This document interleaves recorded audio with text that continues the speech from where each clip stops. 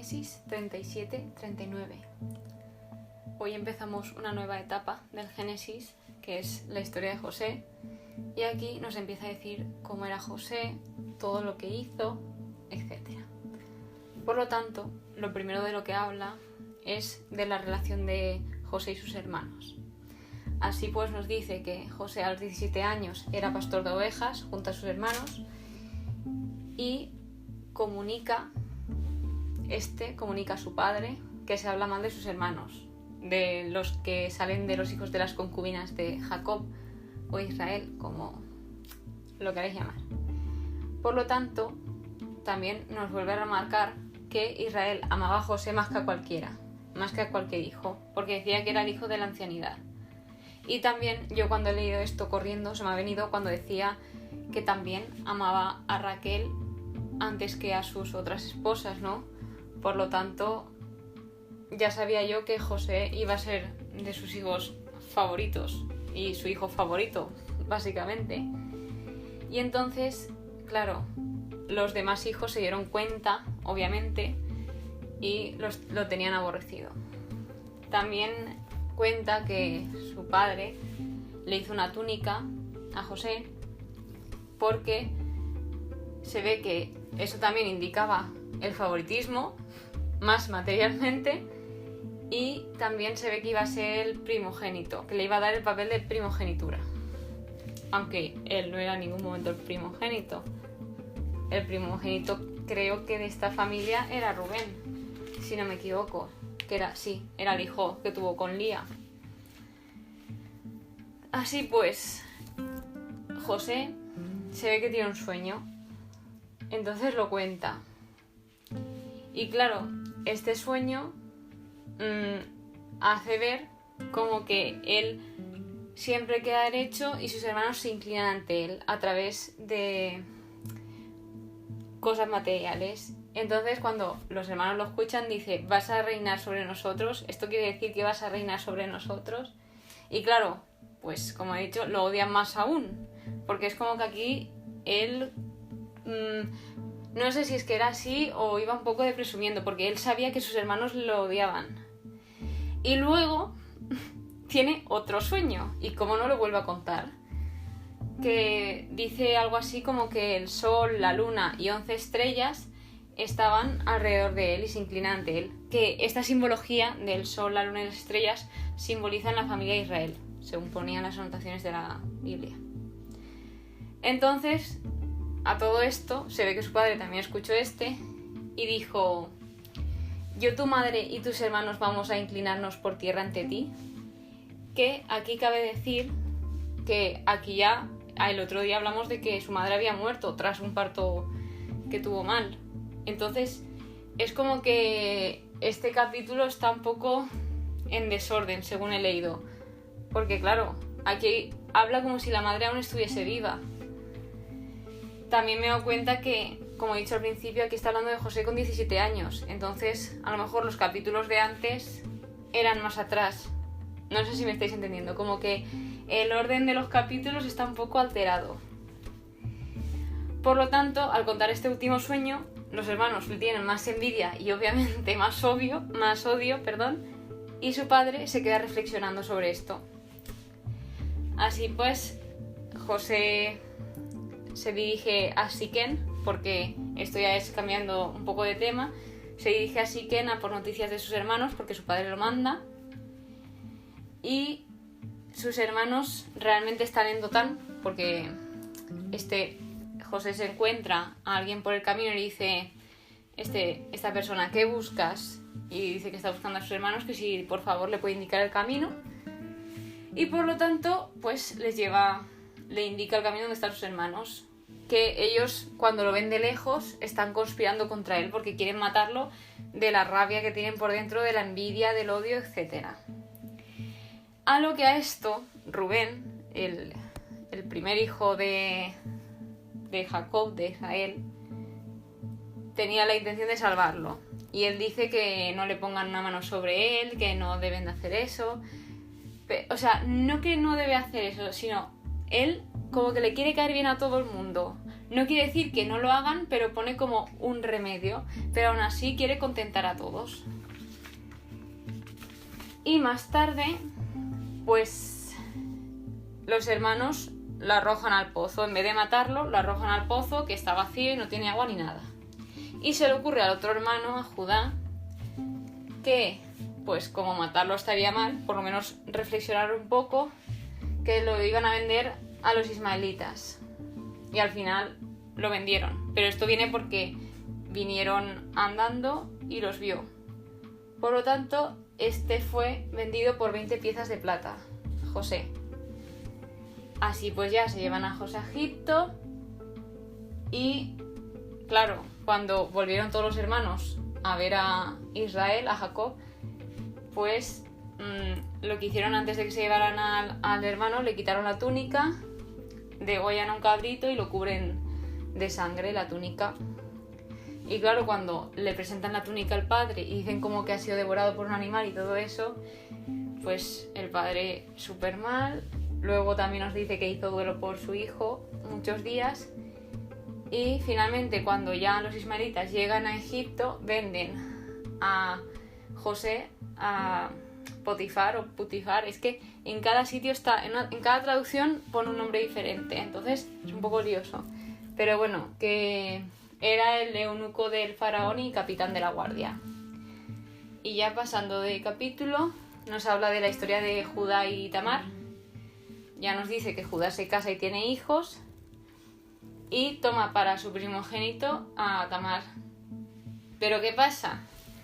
Que el primogénito de Judá, que era él, se ve que era malo a los ojos de Dios, no explica por qué, pero ya tiene que ser muy malo, entonces como que muere. Luego, se ve que aquí se llamaba matrimonio levirato o algo así, y había una ley del levirato. Por lo tanto, decían que si tú te casabas con alguien y no conseguías tener descendencia, se tenía que casar tu hermano para así tener la descendencia. Pero el hijo no sería realmente de tu hermano, sino de la persona que ha fallecido. Entonces, ¿qué pasa? Que cuando le tocó al otro hermano, a Onán, pues este evitaba dar descendencia por lo que acabo de decir, porque pues los hijos no serían suyos, y pues entró en un eterno egoísmo y también muere. Entonces, claro, el padre ya solo le queda un hijo, que es Sela, y era muy pequeño, entonces le dice a Tamar que se vaya a casa de su padre y que cuando Sela sea más mayor, pues que se case con él. Entonces, pues prosigue. Esto también indica el miedo de Judá a que se le muera su último hijo. Por lo que, pues, Tamar se queda en casa del padre, como ya he dicho, y pues ya días tarde, meses tarde, muere también la mujer de Judá. Entonces se ve que se va a trasquilar el rebaño al sitio donde estaba Tamar y pues ella se entera y se disfraza, ¿no? Ella se quita el velo, se quita sus ropas de viuda y se cubre con el velo. Y así no la reconocían y cuando Judá la vio, pues no la reconoció y fue con ella. Se pensaba que era una ramera y finalmente se unió y ella quedó encinta.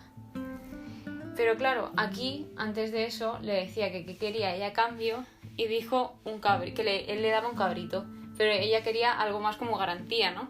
Entonces le cogió su bastón, su sello y el cordón de Judá. Y bueno, dijo que vale. Entonces, cuando fueron a buscarla para darle el cabrito y recoger las pertenencias de Judá, no la encontraban porque ella ya, conforme llegó de estar con Judá, se puso otra vez su ropa de viuda y pues claro, pues volvió a ser ella y preguntando, ¿y no hay una ramera? Y dice, no hay, nunca ha habido rameras, eso a la gente del pueblo. Y entonces pues ya nunca la encontraron. Luego se ve que llegaron a los oídos de Judá que pues Tamar ha fornicado con alguien y está encinta y le pone una pena, ¿no?, de quemarla, pero porque esta pena se le ponía a la gente adúltera. Y antes de eso, Tamar fue muy astuta, muy astuta, que es cuando le pidió el bastón y todo eso, y entonces dice, bueno, pues la persona que me ha dejado encinta es quien es dueña de todo esto. Y claro, cuando Judá lo reconoció, como que supo que era él, y pues como que se cayó y pasó de todo y ya no volvió a saber nada de ella, ni al revés. Por lo tanto, ya sabemos que Tamar tuvo 2 mellizos. Y entrando en el último capítulo de hoy, ya habla de José en Egipto. Retomamos a José. Entonces aquí ya nos indica que fue un hombre muy afortunado en casa del egipcio, y este hecho de ver que Yahvé estaba con él y prosperaba sus empresas, entonces él le confió, o sea, su dueño egipcio le confió todo cuanto tenía, porque confiaba en él. O sea, le estuvo tantos años sirviendo y confiaba tanto en él y todo el bien que había hecho y todo lo que trabajaba, y encima ya tenía la bendición de Dios, pues era como increíble. Entonces su dueño, su señor, pues le confió todo, porque básicamente es eso, que tenía muchísima confianza en él y pensaba que nunca le iba a fallar.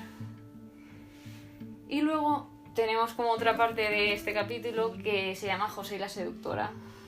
Nos habla también aquí que José es apuesto y de buena presencia, según dice la Biblia, y pues se ve que la mujer del señor egipcio de José pues estaba todo el rato seduciéndole, y él como que pasaba porque vio que eso no estaba bien y que él es muy fiel a su señor, y igual que es fiel a su señor, es fiel a Dios. Por lo tanto, una de las frases que me ha apuntado aquí, que realmente es buenísima, ¿no? Es: ¿cómo entonces voy a hacer esta canallada pecando contra Dios? O sea, él mismo sabía que iba a decepcionar a más de una persona. Por lo tanto, él huía del pecado y él siempre estaba enfocado en Dios, que eso luego lo comentaremos en la reflexión final. Así pues, ella no paraba de insistir día tras día, pero él en ningún momento accedió y le decía las cosas bien claras. Por lo tanto, un día se ve que ella aprovechó y no sé cómo lo hizo, que al final planificó algo para dejar la casa sola, y José no lo sabía. Así pues, va a entrar a dejar algo y ella estaba ahí. ¿Y qué pasa? Que se ve que como que le cogió la ropa a él y él salió corriendo porque no quería nada con ella. Y ella pues fue mintiendo de que él la había intentado violar y todo eso. De hecho, se lo dijo a su esposo, que su siervo se estaba intentando acostar con ella. Y entonces su siervo se quedó súper decepcionado y lo mandó que lo metiesen en la cárcel. Y ya habla de José encarcelado, de que Yahvé asistió a José y lo cubrió con su misericordia aquí en la cárcel, y este también se gana al alcaide y este deja todo en sus manos. O sea, realmente al final toda la persona que pasa por la vida de José y pues José tiene que servir a la persona, esas personas siempre lo dejan todo en manos de José. Y por último, vuelvo a decir que esto también lo dice antes, que no lo he comentado, ¿no? Pero aquí habla del alcaide, ¿no? Que este no controlaba nada porque Yahvé le asistía y hacía prosperar empresas. No controlaba nada de lo que hacía José porque confiaba completamente en él, sabía que tenía la bendición de Yahvé, y esto también lo hacía el dueño egipcio. Por lo tanto, lo que sacamos de José en todo esto, ¿no? Es que él siempre tiene los ojos puestos en Dios y siempre confía en él, en ningún momento desconfía de él. Luego, la adversidad no le hizo endurecer su carácter, él seguía tal como era. La prosperidad tampoco lo arruinó, que es muy importante, que cuando la gente empieza a ver prosperidad, pues al final se deja llevar y a lo mejor le puede llevar a cosas muy malas, y él seguía igual. Y él también era la misma persona en privado que en público. Por lo tanto, también yéndonos al capítulo 37, cuando le estaba contando los sueños, sacamos una conclusión de que uno puede recibir el mensaje maravilloso de Dios, que quizá él no tenga la intención de que se le publique a los demás. A lo mejor Dios te está contando algo, pero no quiere que lo vayas predicando. Si algo te promete, ya se verá, pero hay cosas que a lo mejor a él le interesa que solo sepáis tú y él, y todo tiene alguna razón, no lo hace por molestar o por otro asunto. Por lo tanto, también sacamos de la tentación de la mujer esta que el enemigo quiere que pienses que tu tentación es la única y nadie lo entiende. O sea, eso es completamente mentira. O sea, nuestra tentación no es única, a más personas le está pasando y muchas personas la superan. O sea, José ha superado esto y ha superado muchas más, pero esta realmente es muy fuerte, ¿no? Porque claro, en esa época, pues, claro, una mujer todo el rato seduciéndole y que él se negara rotundamente. ¿Por qué? Porque tenía los ojos puestos en Dios. Por lo tanto, si los hubiese quitado, a lo mejor se hubiese dejado llevar por la tentación, pero en ningún momento los quitó. Entonces, por eso todo le salió bien, no pecó en esta parte. Y de hecho la frase que así se titula el podcast de hoy es que es buenísima, porque ¿cómo voy a hacer esta tontería pecando contra Dios si él mismo ni quería hacerlo? Entonces también como que vemos la personalidad que tiene él, de que no es como los demás, de que él tiene sus principios y su carácter. Y aquí siempre dice que Dios provee una salida para escapar, pero tú tienes que tomarla. Tú eres quien decide si tomarla o no. Tú decides si escapar o no. Y eso ha sido el podcast de hoy. Espero que os haya gustado. Y nada, hasta mañana. Adiós.